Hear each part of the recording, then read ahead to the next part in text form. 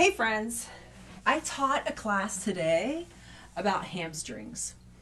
And hamstrings is one of those muscles where everybody seems to say that they're tight and that they've tried and tried and tried and they just can't get those hamstrings lengthened out.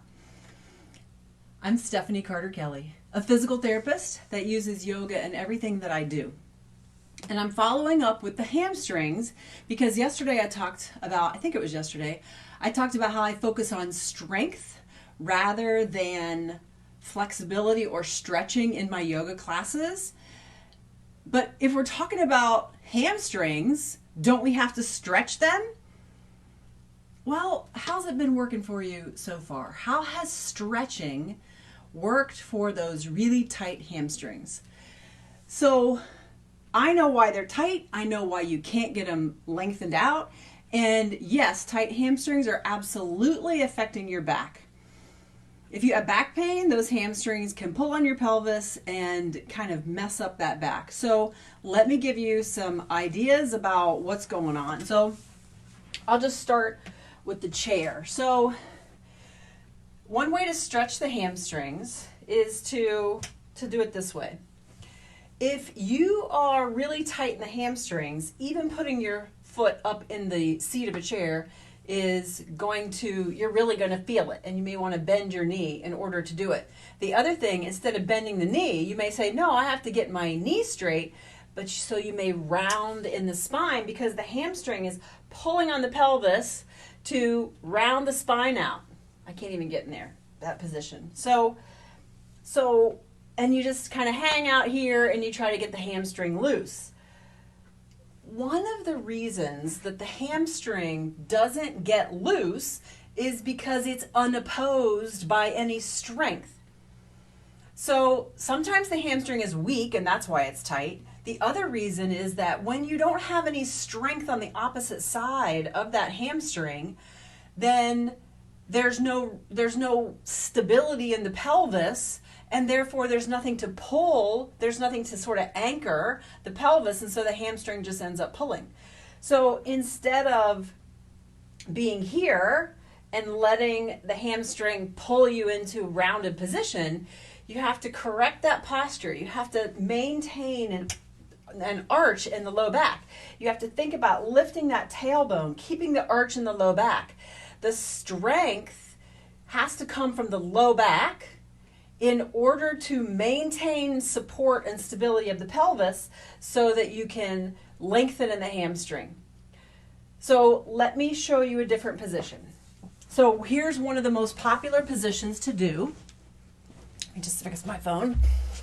One of the most popular positions in a yoga class is to stretch the hamstring with a strap. So I'll show you that.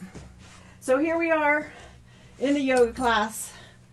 The strap goes on the foot, and this is even in the PT clinic too. And first of all, we're going to stretch the left hamstring.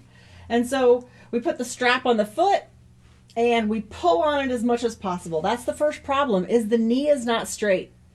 The knee has to be straight if you want to stretch the hamstring. So we take it back, we push the knee straight. Step one, the knee has to be straight. And then a nice way to anchor the pelvis is to put the other leg straight. And now you're anchoring the pelvis a little bit, but not quite, because if I pull on this, then it rotates the pelvis and I get a flat back. If I do that, I can pull on this leg all day long, but it's not necessarily stretching my hamstring. Now it's stretching my hip, my glute, and maybe even my low back. So you start down here, push the knee straight, and then you arch the back, because now we're taking that attachment of the hamstring at the sit bone and we're pulling it back up underneath the body. So you anchor, you stabilize, you support the pelvis, you create some strength in those low back muscles so that they can now oppose the hamstring. I already feel a stretch in my hamstring in this position. I don't need to go any further. But what I showed you, it looked like I could go further. if I relax in the low back and flatten it out, and I can keep pulling, but it's a completely different stretch. I feel it here, but I also feel it all the way up my back. If you want to localize and create some opposition to that strong hamstring, you have to create that support through the pelvis with the deep low back muscles. The multifidus is what creates that arch in the low back. So here's another position. I'll show you. So maybe you're sitting in this position, stretching the hamstring. This position is especially susceptible to rounding through the back. So if you're here and rounded through the back, you really can't get, you can pull, and then all you can really do is round the trunk. And so now you're getting a stretch throughout the entire back, hip and leg. It's not just the hamstring. If you arch the back, sit up tall, again, pull that sit bone away from its attachment. So the sit bone that you're on and the knees where the hamstring attaches, you're pulling those two ends apart. Push the knee nice and straight. The only way that you can lean forward in this position, if you're focused on the hamstring, is to hinge at the hip. Move the pelvis.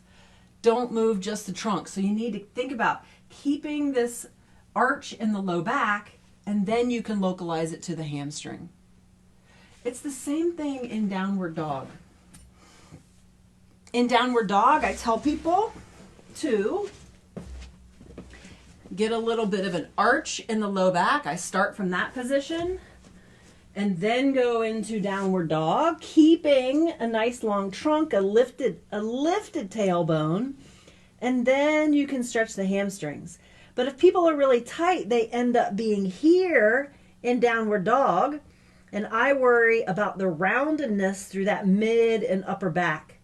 So I would rather bend the knees, fix the trunk, fix the alignment in the torso, arch the low back, lift the tailbone, and then work on the flexibility in the hamstrings. So if you have trouble stretching those hamstrings, getting them nice and long, if every time you go to stretch them, they're super tight, you need to focus more on the strength of the low back. Get the strength of the low back so that you can support, stabilize the pelvis, so that now you have something to pull on. If you're pulling on, something that's loose and flexible, then you're never going to have success in those hamstrings. So if you're that person that has those sort of almost pathologically tight hamstrings, make sure the hamstrings are strong, and then focus on strengthening the low back, and then you'll be able to elongate those hamstrings. So I hope this helps. Because I hear people say all the time, I can't get my hamstrings flexible. And it is something that you want to work on the length, but you always have to work on the strength before you can work on the length. So I'm Stephanie Carter Kelly, a physical therapist that does yoga in just about everything that I do, but I use yoga, but I also know the biomechanics. My training as a physical therapist is kinesiology, functional anatomy, biomechanics. So I'm looking at the whole system and correcting form so that you can get the most benefit out of that yoga program. Have a great evening. Namaste.